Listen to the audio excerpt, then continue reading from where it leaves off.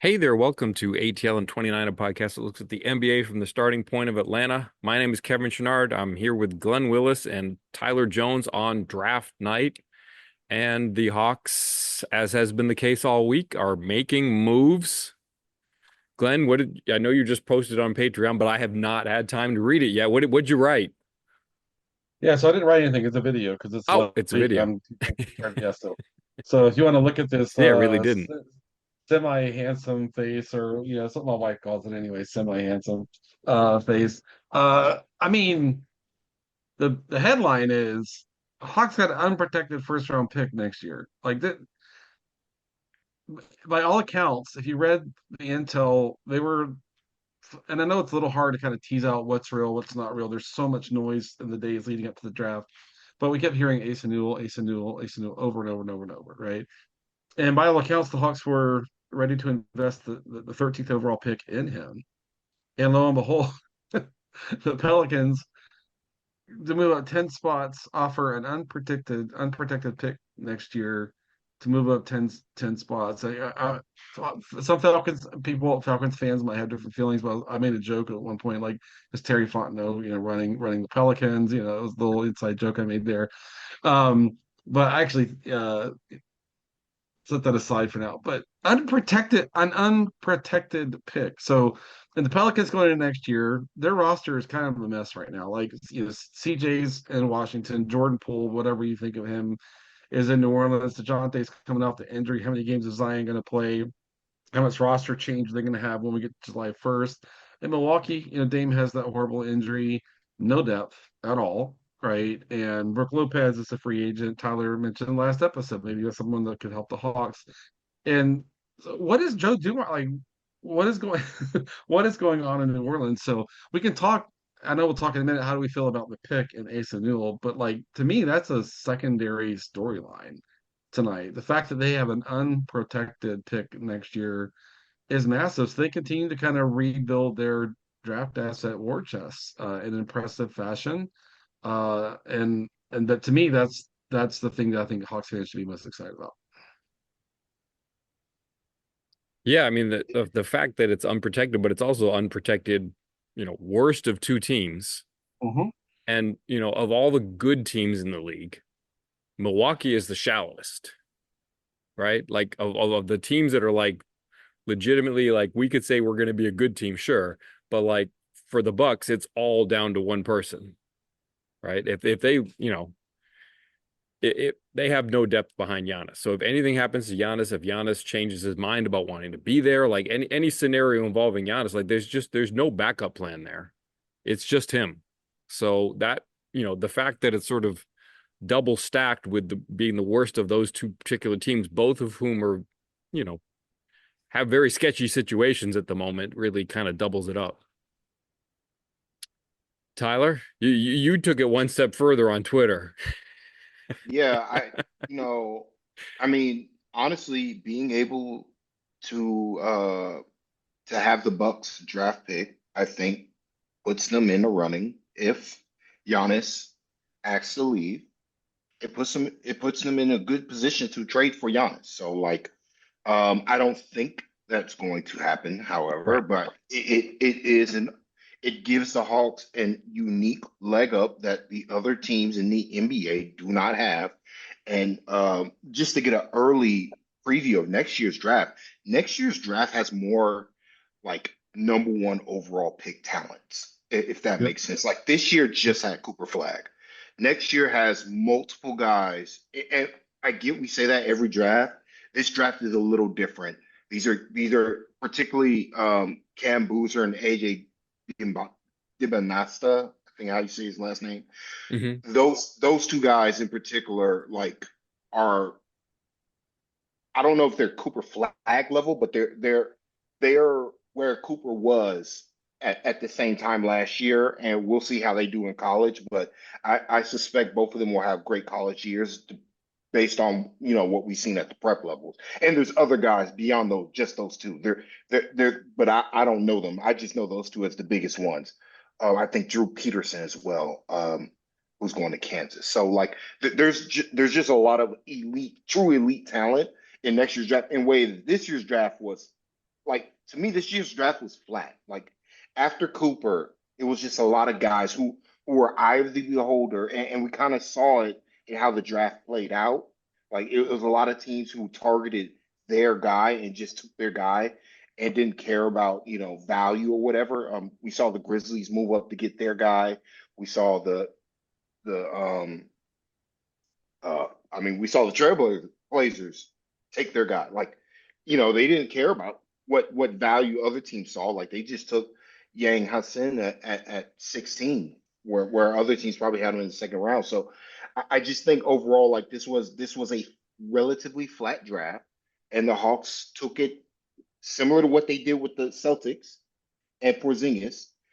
They were in a position of leverage and power because they saw that one team, the New Orleans Pelicans, really valued Derek Queen. They really valued him. Queen falls to 13, and the Hawks were like, "Hey, we're open for business. Like we feel comfortable moving back in the draft because we feel like somebody who was going to be there at 13, who we were comfortable with taking at 13 was going to be there at 23, which was Asa Newell. And I mean, it's just a great value play. And now, like the Hawks, like I mean, just look at the process. Like, just look at the progress the Hawks have gone through the last two seasons from the disaster of the DeJounte Murray trade to now. Like, they are asset positive, but they don't have while not having control of their draft, they have good bets that in both 26 and 27 that they're going to get good picks, better picks than what they're going to have based on the roster moves they've shown to make. Like the Hawks are in a great position now and in the future to build a true title contending basketball team. That's like the thing I take away.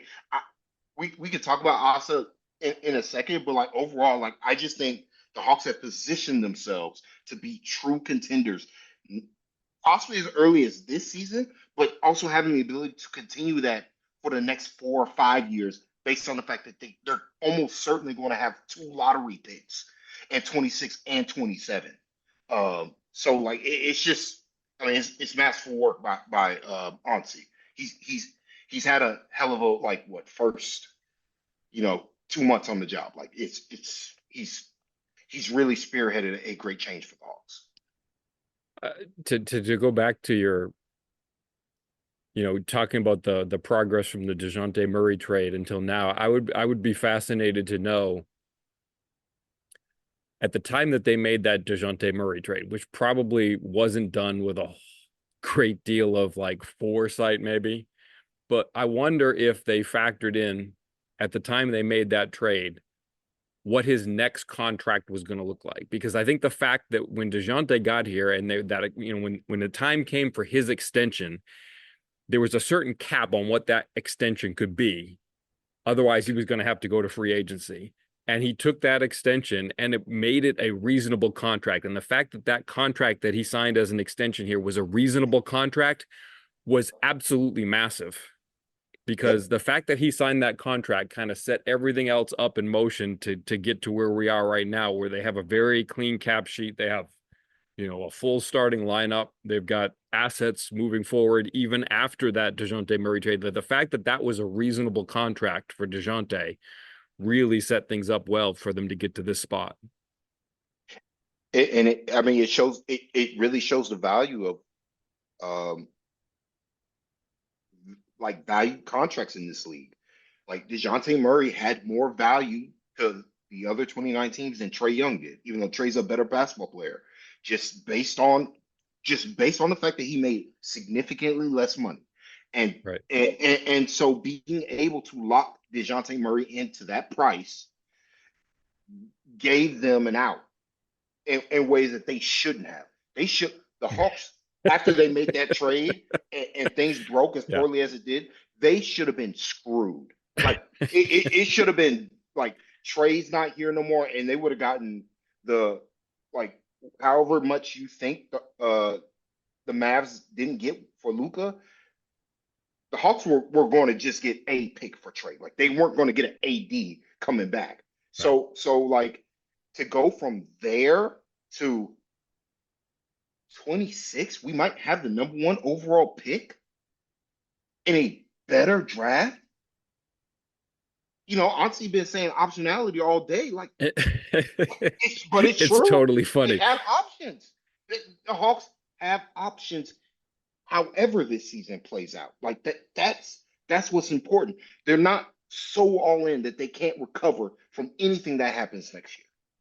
It's funny that press conference. He must have said optionality like 6 times, and like I think it came up tonight when he just spoke a few minutes ago, but almost like as a kind of like a recurring bit. But the fact that he said that then, and they really did set that optionality up, is was yeah, it was insightful. Uh, what do we think of the Newell pick,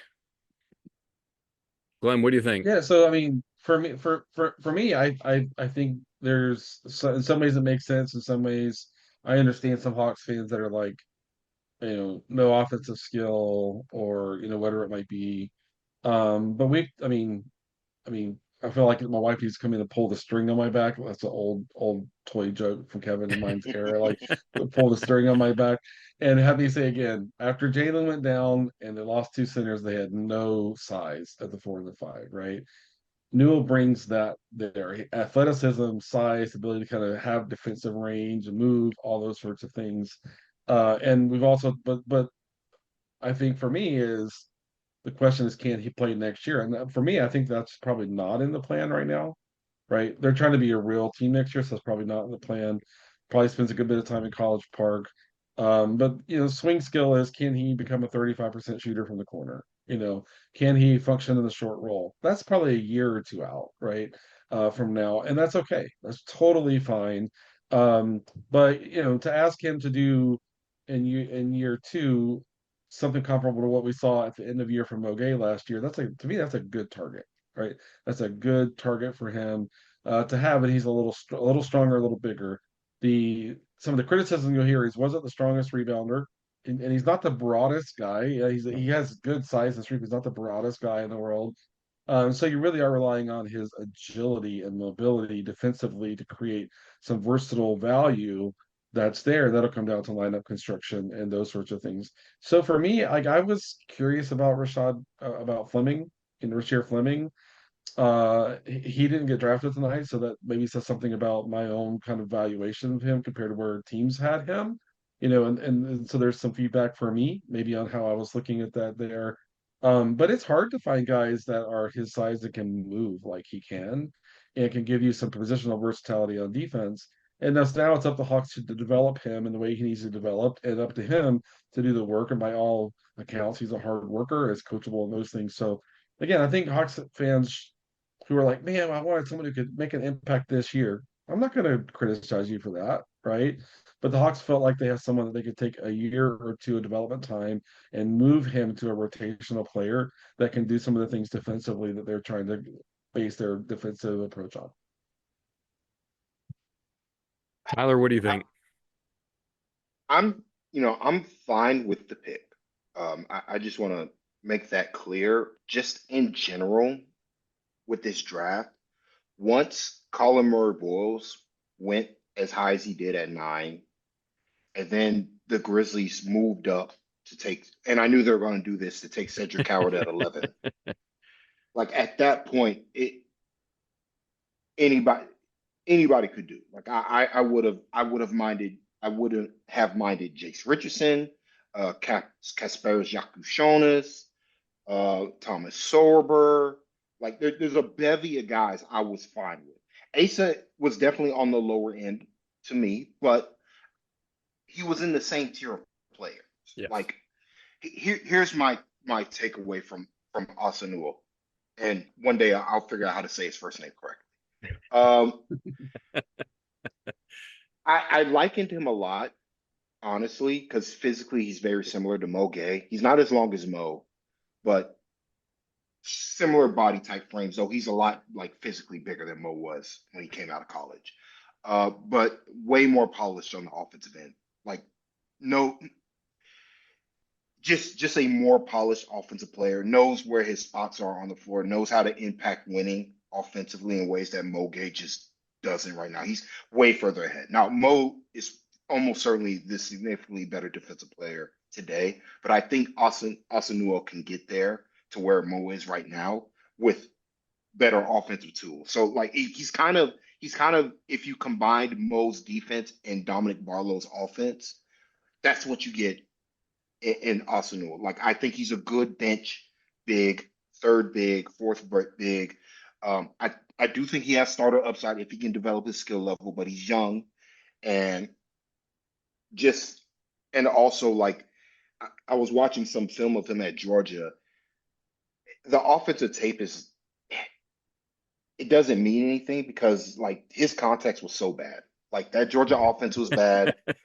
Right. There was no spacing. Like you watch, even if you're watching the highlights, I was on a playback with with David Lee and a bunch of other guys who do podcasts for the Hawks. Like on just shooting it or whatever. Like and I was just trying to tell them,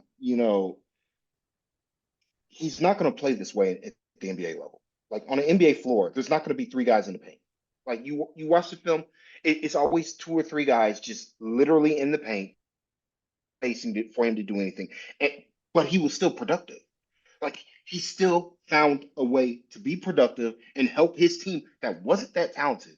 This was not a good Georgia team. As was the best player on that team, and they made the tournament. UGA is historically is a trash college basketball program. He was super productive due to his energy, his effort level, and like again, he had weaknesses. They couldn't play him at center. There are other things going on with him, but like overall, like to me, I looked at him like productive as a freshman, real physical gifts, real physical talents. He's somebody worthy of taking. I will say like if the Hawks just get killed with injuries again, I'm more comfortable with him being on the floor than what the Hawks were using for the last two or some odd years when Right. Jalen got hurt. Like way better option than a David Roddy, way better option than DeAndre Hunter and Sadiq Bey at the power forward position. Like respect, he's a real size big who like You're going down if my the list. I've got Niang and Man as well on my Niang, list. Niang, like Niang, man, like guys who were just at a certain point, we can't have this guy on the floor because we're getting killed because he's our second biggest player. Like that all ends. Like I think also a good spot for Asa overall, especially with Kristaps Porzingis, who I was way too low on, by the way. Like just on the last pod we did, way too low on what Kristaps is going to bring to the Hawks.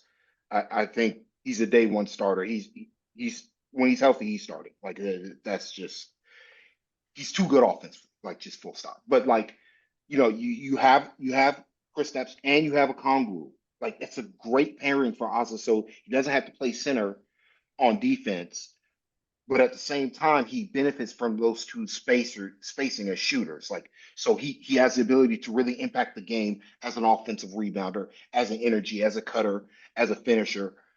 So like there's a lot of positives with him on the Hawks.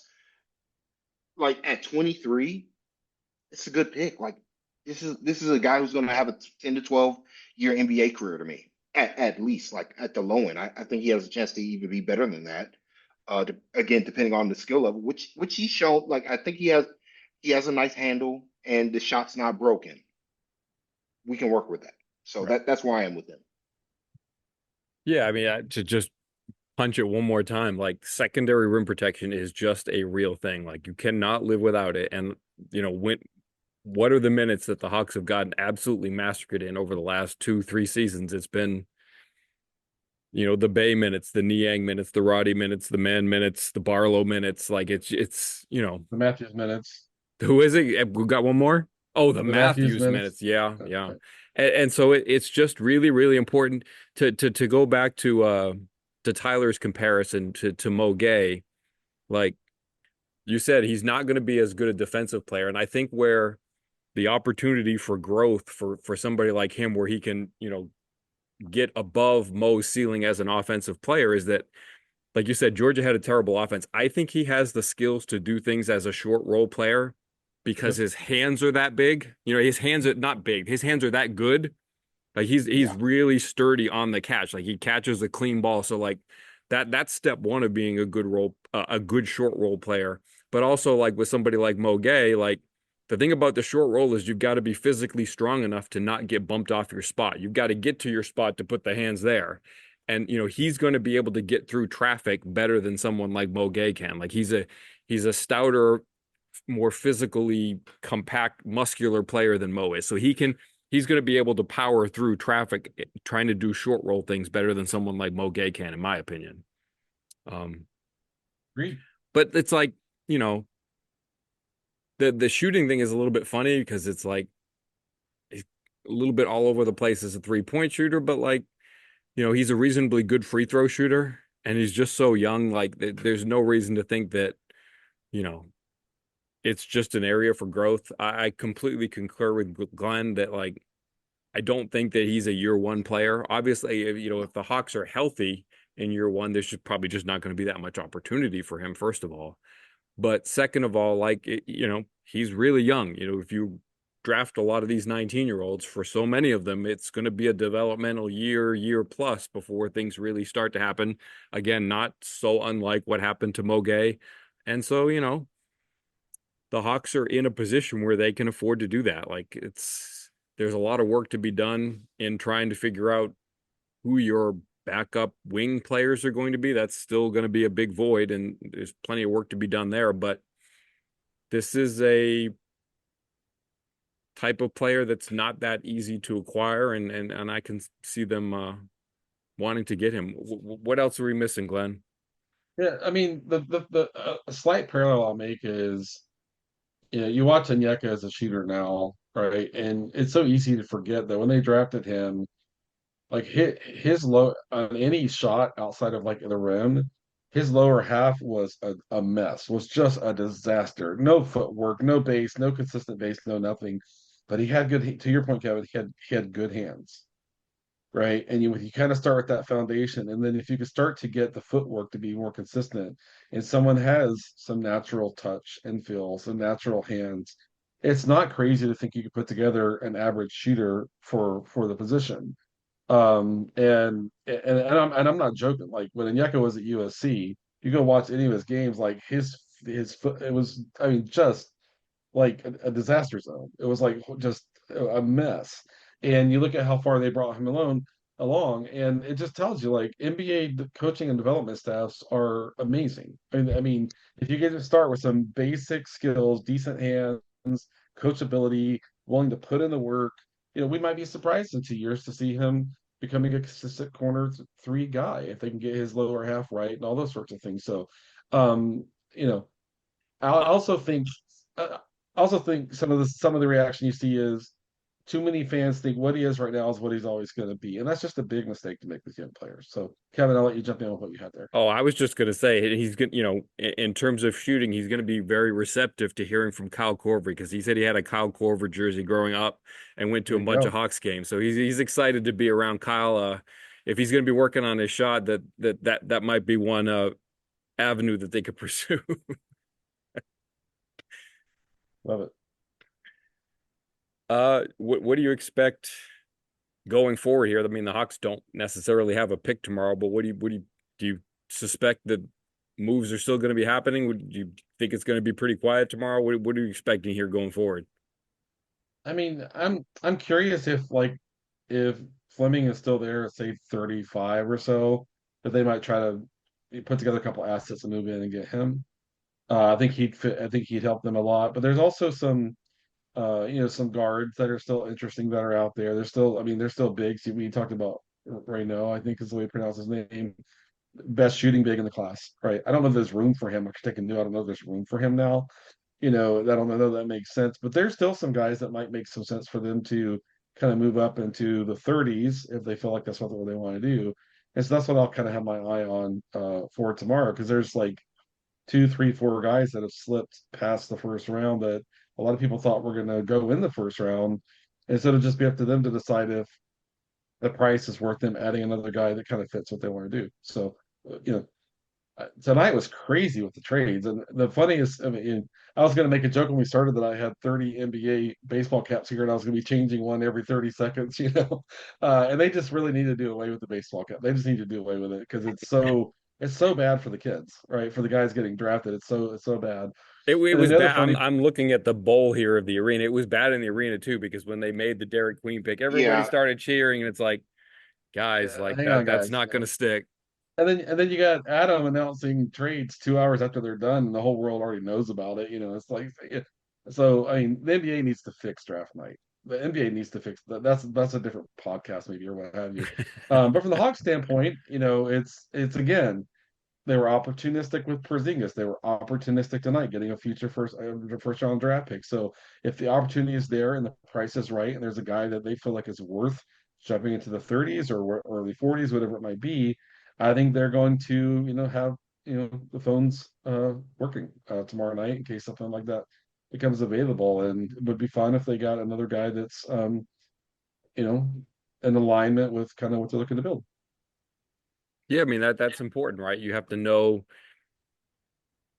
who who is in a position to want to make a trade. And you try to work from there and make the deal that makes sense for you and for them, and know what they want and know how you can meet that while also getting what you need. And it seems like the Hawks have done that with the Porzingis deal and with this trade tonight, like finding the right trade partner and getting what you need out of it. Like they're finding it. yeah, it's being, when they made, I want to bring this back to the DeJounte Murray trade. When they made the trade, it felt like they forced the issue. They had a clear problem, and instead of either waiting or positioning themselves as an organization to resolve that issue, they chose they they went out of their way to seek what they wanted, and they had to overspend to get it right. This is similar to what the Magic did with Desmond Bain. They had one specific issue. Not saying I think the Bain trade is fine because they got off bad salary as well. Uh, but like they had one specific issue, so they had to overpay to acquire that player Mhm. to address it. Whereas the Hawks, they had problems. But instead of like immediately going to try to resolve like their center issue, which became a problem when it was clear the last 2 years that Capella just wasn't going to be what they wanted going forward. Instead of either jettisoning him for bad contracts, they were. I think I've said this a couple times on a couple different podcasts. They just took their lumps. Like they took their lumps with their bad contracts, took their lumps, took their lumps, and now we're going to be patient. And that credit to them for having traded, stay on board. It helps you get the number one overall pick, and then Dyson Daniels, immediately with Jalen Johnson ascending. Like that helps.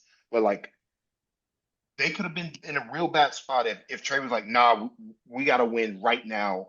We got to do this to win right now. Like that would have set this franchise back. Instead, they took their lumps, and then they were in a position to take advantage of other teams who were in bad leverage positions. The Celtics had to cut salary.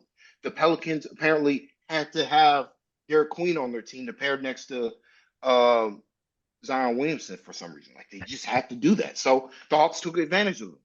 And they took advantage of the Pelicans when they traded for DeJounte Murray because they're like, we need a cheaper option to Brandon Ingram. Like that was what happened. They were like, we need somebody who's cheaper than we're not paying the tax. We've set our salaries too high, and like we've mismanaged our cap. We need to get somebody cheaper than Brandon Ingram. Here's DeJounte Murray for you guys. And they out leverage the Pelicans to get stuff there. So like it's just great work on that front. You know, now they have work to do to fill out the rest of the roster. I think, and we've talked about this. They need a point of attack defender. I, I another one, and I would like for them to target a shooter Uh, I think they potentially could get one in the draft in the second round here if they're willing to spend.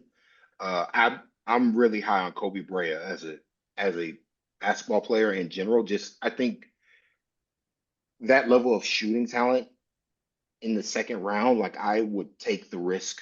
That's a worthy flyer. I think he's a first round graded shooter. He has his flaws as a basketball player, but that's somebody who I would hope the Hawks are targeting more than the bigs. Like I think the Hawks have done a good job of like solidifying their big man. You got Porzingis, you got Okongwu, you got Jalen, Asa Newell, Mohamed Gay, even Dominic Barlow, depending if he's going to be on the roster or not. Right now, he is like Barlow in a better context now with Porzingis is just a better basketball. Like Porzingis cures a lot of what ailed this Hawks teams with their tweener big men that they apparently love. Like they love John Collins so much that they let him go, and then they've been trying to replace him ever since. So it's very funny uh, to me. But Porzingis really helps with these tweeners who aren't fives but have five skill on offense, and so like that's a real weapon for the Hawks going forward. But yeah, like they still got work to do, but it seems pretty clear that they're going to be opportunistic. Like they're not going to take the cheapest deal available or just take somebody's bad salary. They want a quality rotation player for that TPE, or I think they're comfortable with either letting it go or trying to roll it over to next season. Uh, One thing that I want to make note of before we move on is that it's mildly interesting that they have Bryson Graham on the payroll here, who they got from the Pelicans, who was, their coordinator of scouting, their director of scouting, and then eventually their assistant general manager, who was, basically the one who's coordinating their draft. Like, I'm sure he very much knew what the Pelicans wanted out of this draft. And when Queen is sitting there at 13, I'm pretty sure he probably knew, hey, this is a guy that the Pelicans want. Let's find out. And so, it's valuable to have that kind of knowledge in your draft room, your war room, so to speak. I don't know who wants to answer this question, but I want to bring it up. We've got like 12 days left before the traded player exception expires that the Hawks have. Is there some player or players that you are either looking forward or hoping that the Hawks could make a move because it fits their needs and their salary structure well? Are there some players that you would be like, oh, please no, I do not want this player? Give me some names for either pros or cons, however you want to approach it. I don't know who even wants to answer it, but if that strikes you in any sort of way, fire away. Yeah, I mean, I'll go quick first. I think everyone's interested in Cam Johnson just because of the shooting that he has at the position. And that makes some sense to me. I think he would cost more than Hawks fans probably realize he would cost because I mean, having shooting at the four like that is really, really valuable. I don't know what Sacramento wants for Malik Monk, but man. Having someone who could run your offense when Trey's on the bench would be just awesome.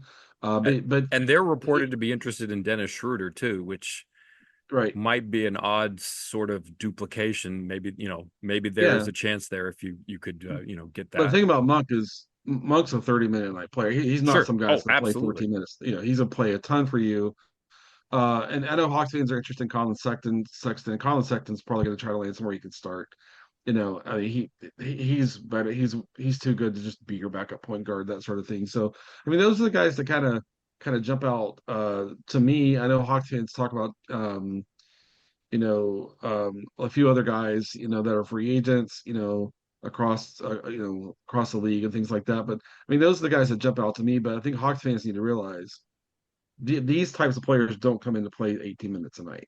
That's not a thing. And so you have to kind of realize what the impact could be to your rotation. Tyler? Yeah, and I think that's why I don't think they're going to get a Malik Monk or a Cam Johnson in particular, just because they're probably too good for the role that's available to them right now. Like the Hawks have Jalen Johnson and Yeka Conley, Kristaps Porzingis. I would project that those three guys are playing 30+ minutes a night if they're all healthy, swinging between the 4 and 5 position. So like we're at the point where like, okay, we need wings and guards. Where are the minutes? Because Trae Young's playing 33+ a night. Dyson Daniels is playing 33+ a night. Reese Shea is the only guy who's available at, to get minutes taken. But if Reese Shea shows any like ability to like maintain his position on the floor more consistently on both ends of the floor, he's going to play 30 minutes a night. Like he's just because the processing is all there. It's a lot of Reese Shea's issues are strength based, and if that becomes not an issue next season, they're not going to find a like you're just not going to find a better basketball player unless you're getting a true elite talent. Like that's just not going to happen. And the Hawks are committed to Reese Shea's development. So that's where it's like the role that's available to them that these high end guys probably aren't there unless they're going to be given to you, which I don't think is going to be happening. So I think there's a lot of smoke with Nickeil Alexander-Walker. I would like considering his name consistently comes up every time they mention this TPE, I would suspect the Hawks do something with him where he gets a little bit over the middle level exception to secure his rights. And like that's a good player. He's a good shooter, good defender, swing between both guard spots, can play some wing. The Hawks probably want to re-sign Karis LeVert as well, and that's the rotation, and that's probably going to be the team. With Dyson primarily being the backup point guard, I would suspect is the plan going forward. That's why I'm of the opinion they got to find some shooting somewhere. A Garrison Matthews replacement, pretty much. Bogey Yeah, replacement. Hawks fans talk about Quentin Grimes, but he's going to cost too much. So All right. Well, fun night. Thank you for joining me very, very late in the evening, and good night, Bob. Good night, Bob.